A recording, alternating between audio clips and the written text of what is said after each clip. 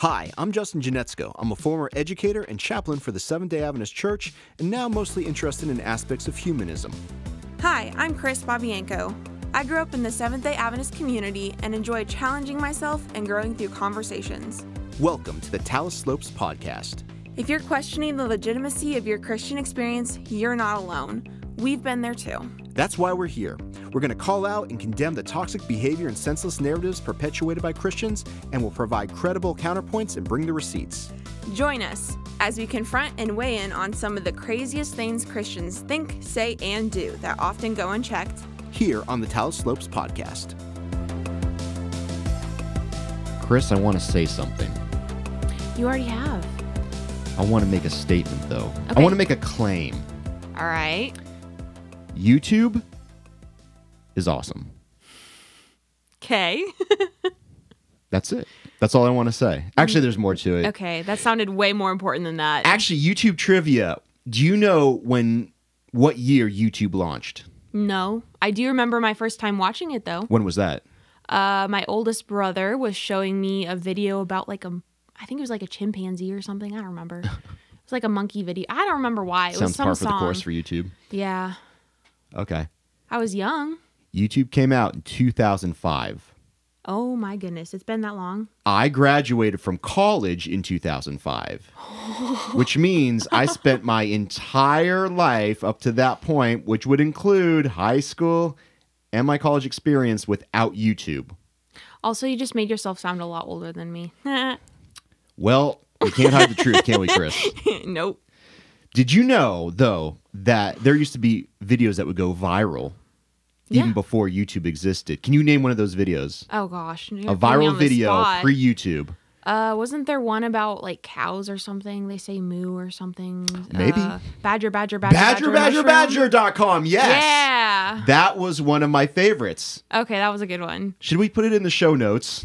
Yes. Yeah, okay. Badger. It's a classic. I don't know if the .com is still there, but I know it's up on question. YouTube somewhere. Badger. Mushroom. Oh, snake. Oh, it's a snake. Gets up, Badger. Talus I think Slopes like the edition. Charlie the Unicorn, was that another one? Was that before YouTube? Yeah. I know that one very well, but I And didn't then, realize. we like the moon, but not as much as cheese. We like the red jabos. We like zeppelins.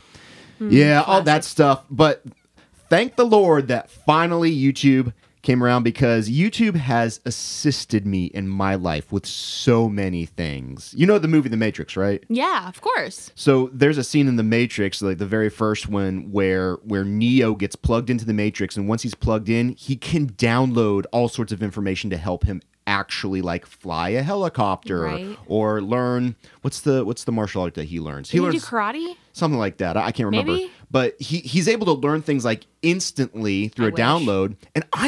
But we kind of can do that, right? I mean, with YouTube, I guess. I have fixed my car several times just by watching a YouTube video. Yeah, kind of in different ways. Like, I was like, if you want to like fight someone right now, like watch a video and go for it. But you could learn at least maybe a move. You may not be very good at it yet. You're not like Neo level, but you still can learn things like instantaneously that before YouTube, maybe you have to go to a library or some other website or whatever. But YouTube makes it so easy to find so many great things. Yes, it's true. There's a lot of awful trash on YouTube. Yeah. But just stay away from it. Don't watch it. Exactly. Watch the good stuff. Right. Well, I feel mean, like a hypocrite saying that now because, because from time to time, YouTube likes to, as with all of us, suggest that I watch videos that end up just making me mad. Oh, of course. And are they trash videos? I mean, not in the sense that I was talking about earlier. Yeah. But, ultimately, I do kind of feel that the content is largely rubbish. Yeah, and it kind of feels like a waste of time sometimes. One day I opened up YouTube, and YouTube was suggesting to me a particular video that I knew, as soon as I saw the thumbnail and the title for that video, I was going to hate it. And yet you watched it anyway? You're right, I did. I ended up watching it. So for those of you listening, if you've been listening for a while, you know that Kris and I come from a faith tradition called the Seventh-day Adventist Church. And the Seventh-day Adventist Church is like this Presbyterian like hierarchy, and that you've got local congregations that essentially report to local conferences, which they report to the unions, which they report to the divisions, which they report ultimately to the General Conference. Yeah. And the General Conference is like the name above all names, at least for the church. I'm not talking about God or Jesus, but it is the ultimate power and authority within the Adventist Church, even though they always claim that that's not true, that the power really resides in the congregational level. No, just watch, you'll see. Yeah, my personal experience, I don't know about that one. But anyways, this particular video was called, Can the Church Affirm LGBTQ+? And it was... That's a great question right there. Well, that's why I already knew what the answer was. Like I knew by seeing the individuals in the thumbnail, or I think it was even in the title, like or the description or whatever. Pastors Danny Shelton, who, if you don't know who that is, I guess he's like a pastor, but he's like a spiritual authority in the Adventist Church. Yeah, he's a big name. He runs this organization called 3ABN, Three Angels Broadcast Network. Yes. And it's like the largest satellite Adventist programming station. Is that right? Is that a good way of saying it? It's pretty accurate. I don't watch it, you can tell. But also on that was Mark Finley, who used to be a speaker for several different third-party Adventist ministries. Now he works for the General Conference, and I think that he's like an assistant to Ted Wilson, who's I believe so. Yeah, who's the Adventist. He's the General Conference president. He's a bigwig of the world. Yeah, exactly. So Mark Finley, no slouch. Danny Shelton, no slouch. These are noteworthy figures in the Adventist Church, and together they have combined forces to create this video that I got the opportunity to watch. Again, Can the Church Affirm LGBTQ+? And like it's over 2 hours long. The first hour is actually Danny Shelton and his wife having a conversation essentially with Mark Finley, and then the second half is Danny Shelton giving a sermon at a 3ABN camp meeting or something like that. And look, the video to me is riddled with all sorts of flaws. I will provide a link in the show notes if you want to go and subject yourself to 2+ hours of this terrible. stuff. I will give a warning. Have at it. Oof. You do you. But I want to get to one of the flaws that has bothered me for a while that I think we need to talk about today, Kris. And I hope that for you as the listener, that this is something that has bothered you as well.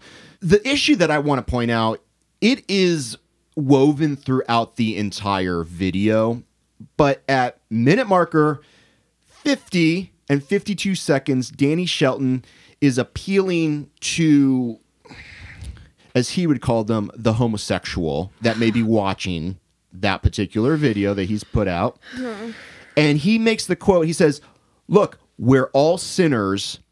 And then he says, "We love everybody." And I am so sick and tired of Christians saying that they love everybody. This is just not true. It's so obvious. Christians, listen to me. Actually, anybody who does this. Stop saying that you love everybody. It's impossible. Stop saying that you love people you don't even know or that you've just had a passing interaction with. That sort of love cannot exist. And in fact, when you use the word love in that way, it's really diminishing the meaning and the power of love. One of my favorite music groups growing up was DC Talk. Down with the Love DC those Talk. Christian jams. Down with the DC Talk. That was pretty revolutionary too, huh? It kind of, yeah. Kind of. But they had a song on one of their albums, and the song was called Love is a Verb. I think they spelled love L-U-V. That's so cringy. Yeah. I don't like it. It's but fine. I remember listening to that song growing up and thinking, love is a verb. What does that mean? Action. Yeah, and I think that the point that they're trying to make is you can't just say that you love people. True love is accompanied by action. Yeah, you can say you love people all you want. Right. It requires some certain action or actions to be fulfilled. You can say all day long that you love somebody, but unless you're carrying out actual actions, you're just misusing and cheapening that word.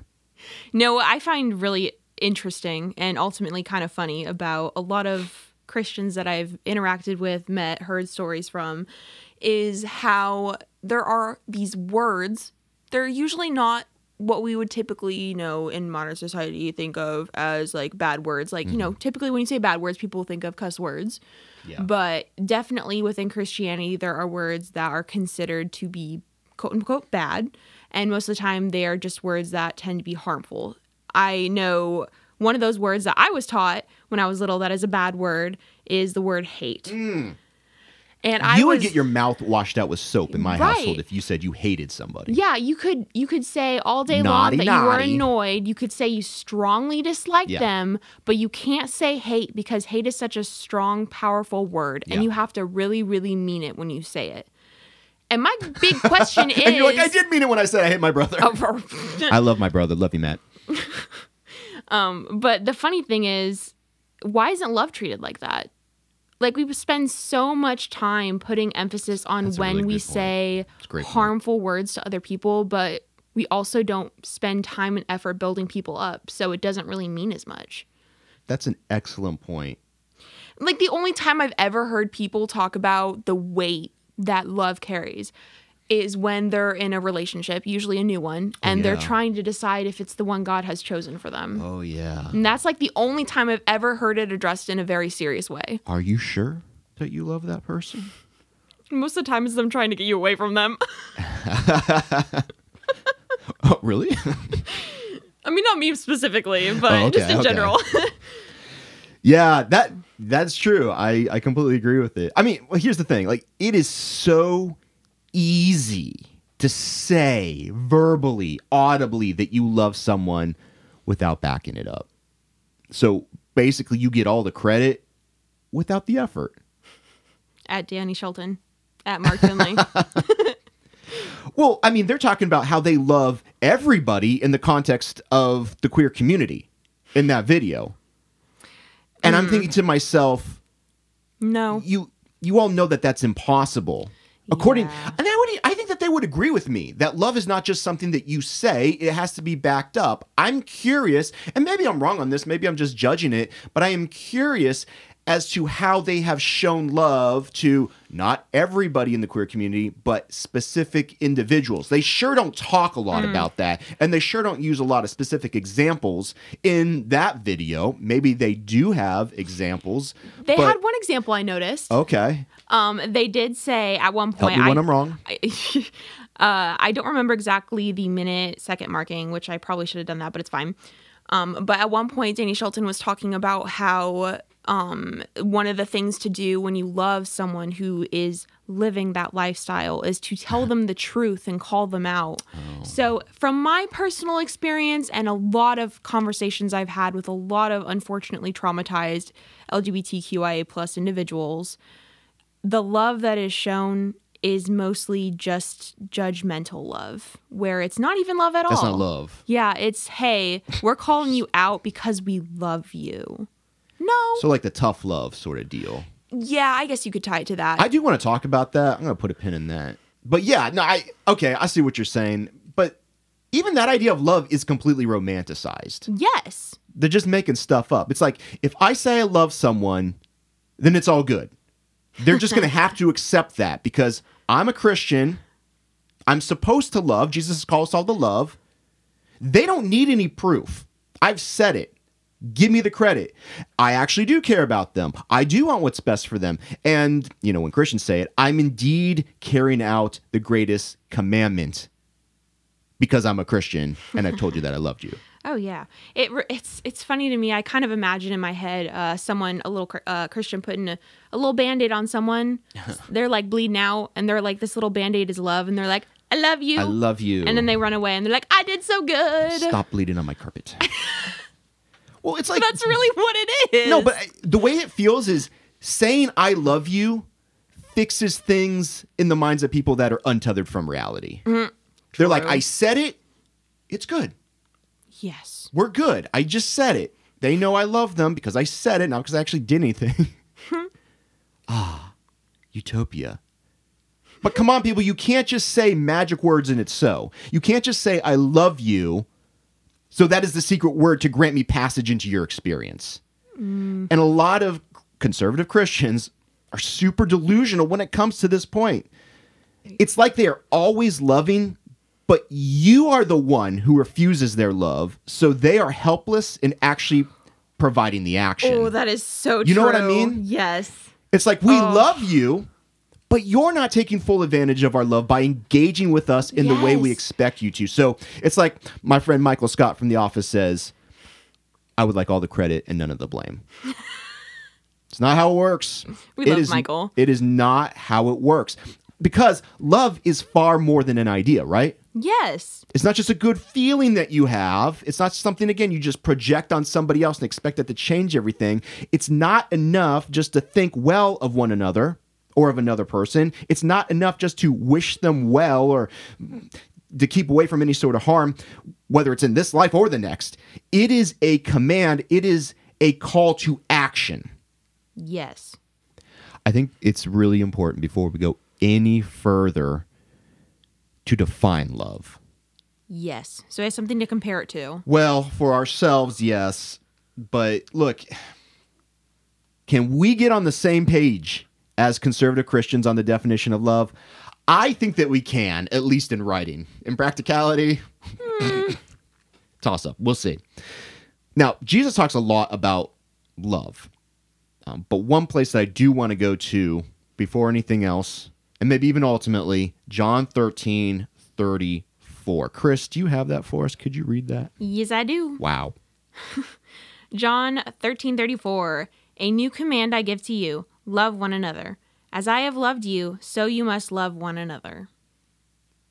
Period. Yeah, that's pretty clear to me. Right. Now, here's the thing. That word love, we all know that love is a super vague term. It can be used in a lot of different situations and scenarios. Do you love pizza the same way that you love a person? I sure hope not. That'd be weird. I hope not as well. But they're both the same word, love, right? Yes. So when you get into the Bible definitely has, like, it talks about different types of love, but they're also kind of all the same in a lot of ways. But when we get into this particular text of John 13, the word that Jesus is using is agapao, which sounds a lot like agape. Yeah, that's fair. Yeah, okay. In Strong's Concordance, in the lexicon, they're kind of differentiated. Agapao is number 25, while agape is number 26. But the word that Jesus uses here is agapao, or it's part of that root. So that's perfect. Now we actually have a word that we can use for a definition. Yeah, because I think Christians in general look at that and say, yeah, we should love, just as Jesus said here. Yeah. Okay, I think that's a great idea too. I agree. So conservatives and progressives, we can now shake hands. We found our word. World peace. So, but let's not stop there, right? Let's break it down. Let's dissect it. Let's see what this word actually means, not just to us today in 2024, but back when it was actually recorded. And it was recorded in Greek. Jesus would have been speaking Aramaic at the time, and he's definitely quoting from the Old Testament, and the Old Testament is written in Hebrew. So people that work with the translations and etymologists, when they're going in and trying to figure out what a word actually means, they take all this in consideration. So let's see what the experts are saying. I was doing some research on this, and it's called Help's Word Studies. It's a really great way to look at some of these original language words and see what etymologists have said about them. And I want to read a few things here in regards to agapao that helps, and then other commentaries have talked about. And here's the thing. It actually says that agapao is to prefer to love. Interesting. It's like it's a choice. Yeah, well, yeah, exactly. Skipping down here, because there's a bunch of stuff that it says on the actual site. But one of the things that I just really resonated with me was agapao is always defined by God. It is a discriminating affection which involves choice and selection. A discriminating selection. Interesting. Well, a discriminating affection. Oh, my bad. Which includes selection. I was trying. Okay, I'm sorry. But it's kind of the same thing, right? Like, yeah. You are removing everything else. You're discriminating to focus on one thing or one person or one action or whatever it is that you claim that you love. Right. You're removing everything else and you are choosing something or somebody. Which, again, that is an action in of itself, but it's going to also then be accompanied by action because agapao in the Greek is a verb. Nice. Yeah, love is a verb. DC Talk was right. So this is what I'm talking about, right? I really think that this definition gets to the heart of the matter because this is how I personally know that someone actually loves me. Right. That they have chosen me, that they have invested in me. Versus people that just very blindly say, Justin, I love you, but they've never actually had a conversation with me. Right. They've never spent any time with me. They haven't even made the effort to do so. Yeah. I'm thinking to myself, I don't really think you know what that word means. So true. So true. The craziest thing, though, about agapao is you would think that is a positive word. Oh, it's not. But it's actually a neutral word. In fact, you can be agapao about something bad, or at least that's how it's presented in Scripture.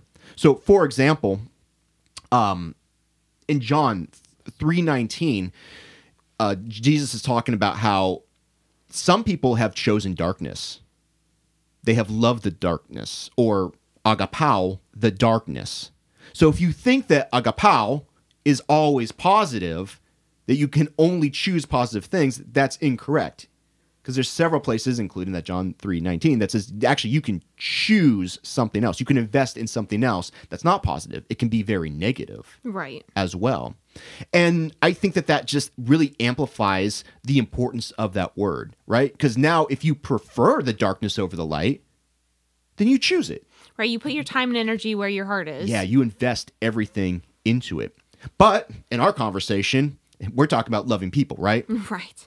So when you love someone, what this word is saying is that you choose them. You prefer them over others. Now, can you do that with literally everybody? No. No, not at all. There's going to be people that you just don't like. That's just part of life. But also, even if you did want to love everybody, it is literally impossible to do that.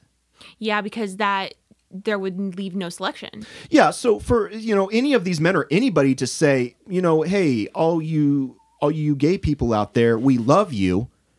Well, that's a nice thought. Right. You don't know me. Yeah, but that's the thing. It's like, I'm sorry, you have to stop there. You would actually have to go and literally choose someone, just push everything else aside and focus on that person and invest in them. Yeah. They're definitely not doing that. Well, they can't. And again, even if they were doing that, and I don't know if they are or aren't or whatever, I guess that's not even the point. The point is that you just can't say it generally across the spectrum and expect it to be true and expect people to take you seriously. It makes it empty. And that's what I'm saying. They're just kind of abusing the power of that word. Look, I think only of people who invest in me on a regular basis when I think about love, or maybe not even on a regular basis, maybe in a deep way, sporadically, right? Like it's quality over quantity. But these are the people who engage with me in a way that feeds me. It makes me want to trust them. It breathes life into me. When you single someone out and you're interacting with them in a consistent and or nurturing manner, at speaking to their well-being, that's love.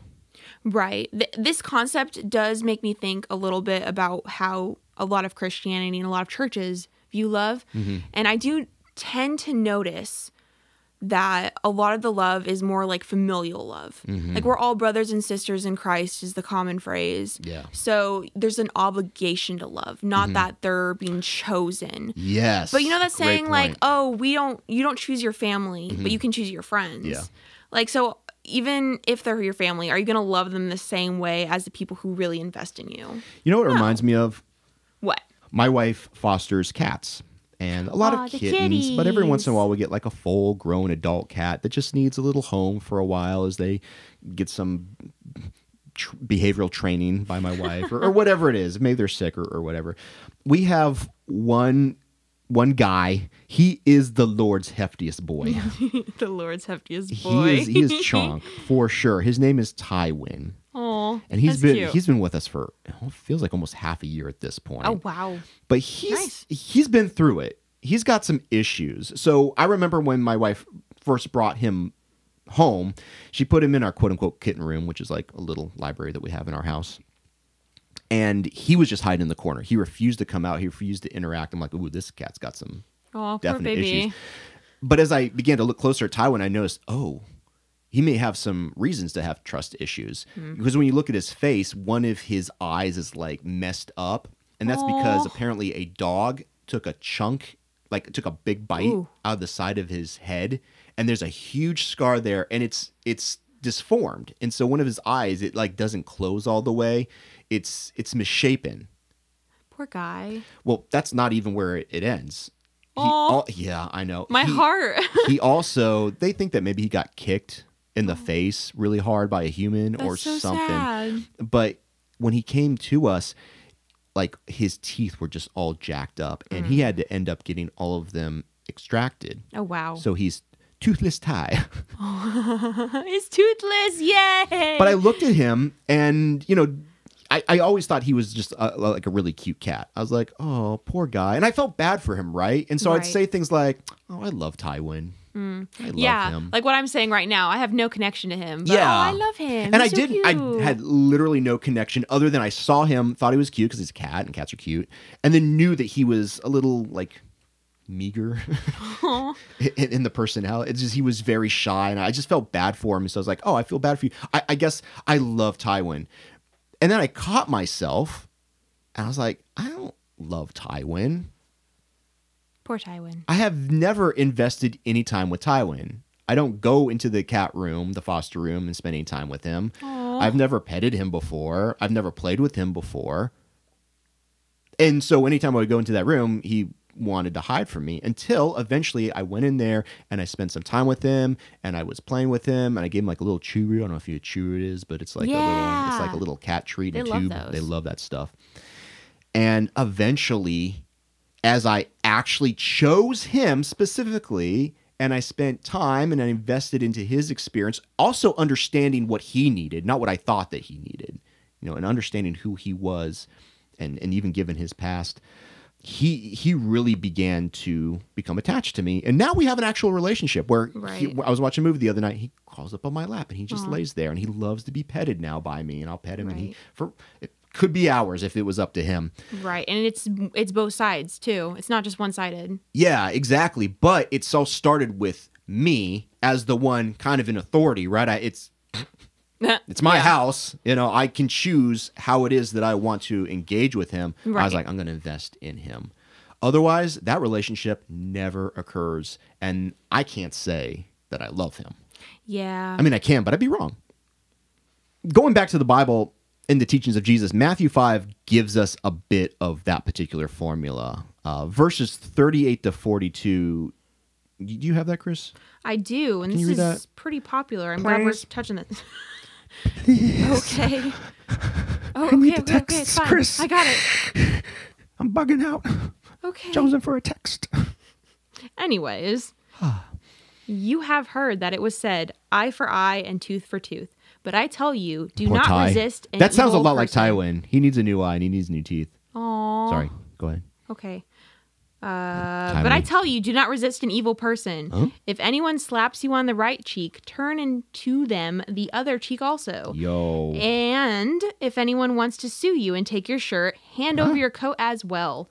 If anyone forces you to go 1 mile, go with them 2 miles. Give to the one who asks you, and do not turn away from the one who wants to borrow from you. That one about going the extra mile, do you know like the context of that at all? How I remember vaguely a Bible study, something about how they would sometimes be forced to walk a mile. The Jews would, Jews would. Under Roman law, which they were, a Roman soldier, if they were passing by someone who was a Jew, they could force them to carry their stuff or whatever for a mile. Right. but only a mile. Right. And this is like, oh, keep going. Yeah. Jesus' teaching here is keep going. Show them. And this is all in the context of loving people, and particularly loving your enemies. And the Romans were definitely enemies of the Jews. Oh, the Jews not only like hated them because they had authority over them, but the Romans were considered to be unclean. Yes. So it was Sound like familiar? almost at a yeah. Yeah, you see what I'm saying here, right? Yeah. You see where I'm going with that. So think about it like this. It is obviously advantageous for that Roman soldier that you, as that person being called by Jesus, would walk the extra mile with them, even though you as a Jew would have to sacrifice even your own belief systems, that you hate them and you think they're unclean. Jesus is like, never mind that. Invest in them. Right. Invest in that experience, in that journey. That is actually how you show love. So when he gets to the part about like literally loving your enemies, he's already set the stage to introduce how the kingdom of heaven will be brought in. And it's through the action of love in relationship, extended even, and maybe you could even say especially, to those who are outside of social acceptance. You follow that a little bit further on in, some of the final words of Jesus, or at least the final teachings of Jesus in Matthew 25, Jesus is like, hey, those people that are marginalized, they're going to show you who the Son of Man is. Now, I know that you think that they're annoying or disgusting or despicable or unclean or whatever. No, I'm just kidding. It's true, right? He says, I don't care about that. Yeah. I care that you engage with them. That way you understand the kingdom of heaven. That way you understand what the Son of Man is going to do. In fact, that's how you experience the Son of Man prior to the Son of Man's coming. Yeah.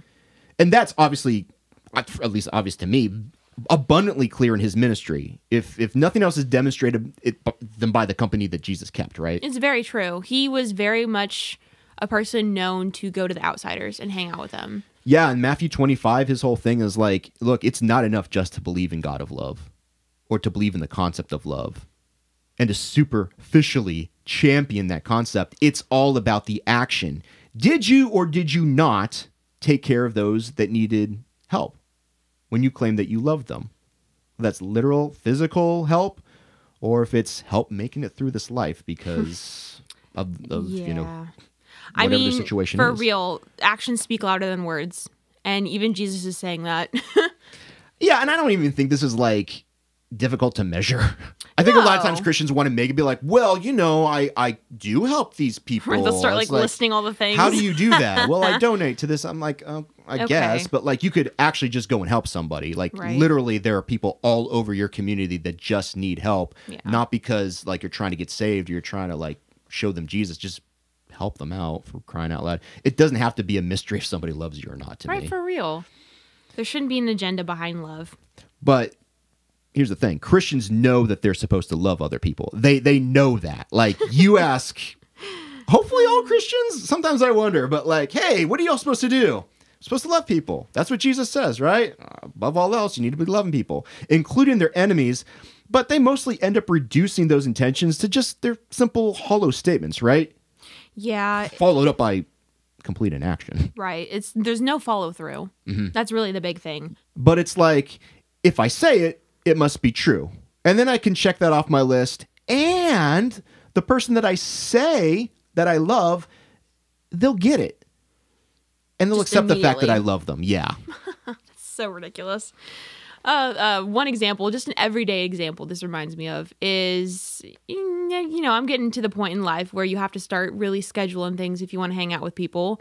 Life's just busy. That's right. And you can tell people all you want that we're going to hang out and you miss them and you want to spend time with them. But until you guys actually sit down and time it out and plan it out, it means nothing. And I hear everyone say that. So that's something that everyone should know. But when the church... That's so true. It's obvious, right? Right. You just know... Like I said before, it doesn't have to be a mystery, folks. Right. It doesn't have to be a mystery. There's so many examples just on a day-to-day basis, so it shouldn't be that hard to extend to other things. But I guess it can be.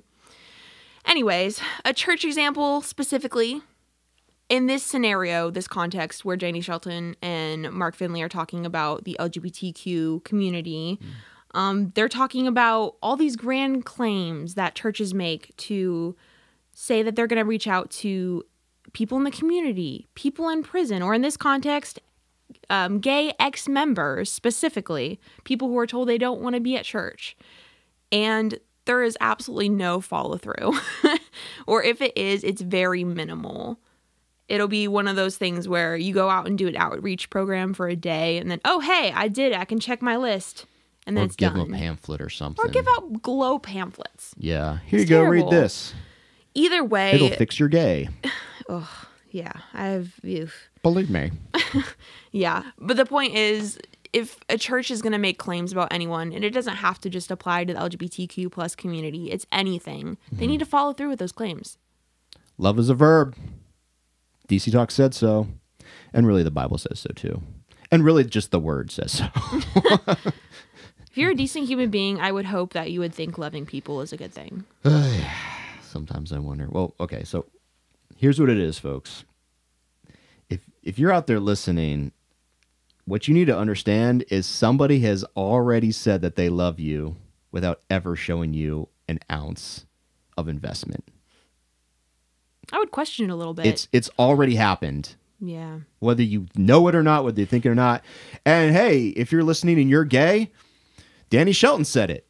And I don't feel loved at all. I'm just going to say that. Oh, dang, Kris. I'm just being honest. If he comes and talk to me and be like, I love you, I'll be like, you don't know me. My friends, please, do not let some weird, wonky conservative Christian that you've never met or one who doesn't even have any real equity with you tell you that they love you when they are clearly not exhibiting the traits of action love. Please just don't let that slide. I have seen so many times, particularly in the comment sections of articles and videos on YouTube, my fave, the precious, where somebody who is gay or, part of the queer community, whatever it is, will share their perspective, and then someone who is very clearly a conservative Christian will jump on top of it and be like, look, we love you. We want you to... I've seen it time and time again.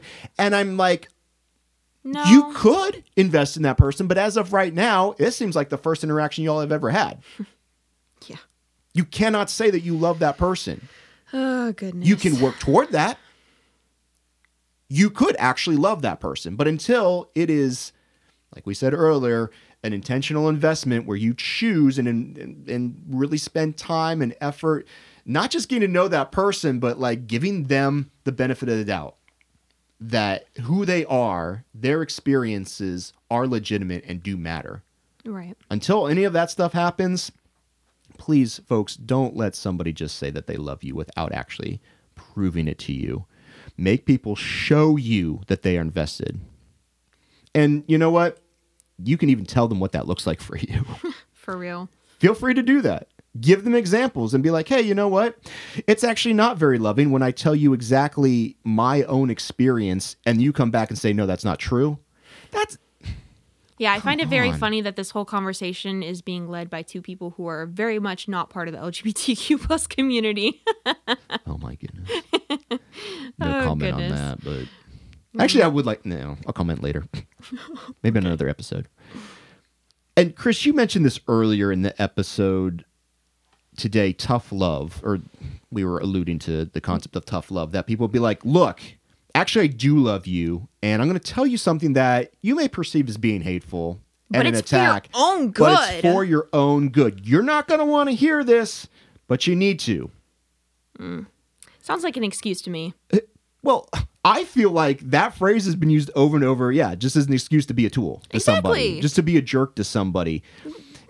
But think about it like this. It's not that someone cannot have tough love for you, but you need to be able to evaluate that statement in your life given your experience with that person. Right. There's a big difference between being truthful and honest in a helpful, constructive manner and just being a jerk to someone. Yeah, you should be able to assess that phrase given the concept of investment that we've been talking about and the equity that we've just discussed. Otherwise, you're just setting yourself up for some kind of wild ride. Because when said in bad faith... That statement is usually just something that people say to gaslight you into believing that they've actually invested in you more than they have. Ooh. Because that makes them feel good and righteous in their own experience. So basically look at it like this. If that person hasn't actually ever shown you any sort of love to begin with, it can't be tough love. It's just tough. They're just tough. Yeah. Oh, goodness. And I think that's always got to be taken in consideration because, like I said before, that tough love thing gets used a lot by Christians, particularly in the context of the queer community. So our next episode, we're actually going to spend a little bit more time talking about this video that we've so far discussed. The Can Christians Affirm LGBTQ+? And figure out, are Christians actually loving the queer community? Are they actually investing in the queer community? Can we answer that question? Short answer, no. How do we know? Oh, because example after example after example. Which will be the next episode. Yeah. Yes. I'm excited. All right, me too. All right, do you have a joke? Well, I'm just about to say, but for I now, knew it was coming. But for now, to whet your whistle, I do have a joke. And we were talking about that DC Talk song, Love is a Verb. Kris, what do you call a pothead's favorite DC Talk song? I don't know. Love is an herb. That's better than some of the other ones. Why, thank you. I would like to think I'll give you a 3 out of 5. That I'm growing and maturing in my comedic skills. Gotta love that for you. Love is an herb. Tune in next time and you might get to hear me tell a joke. No. Zod.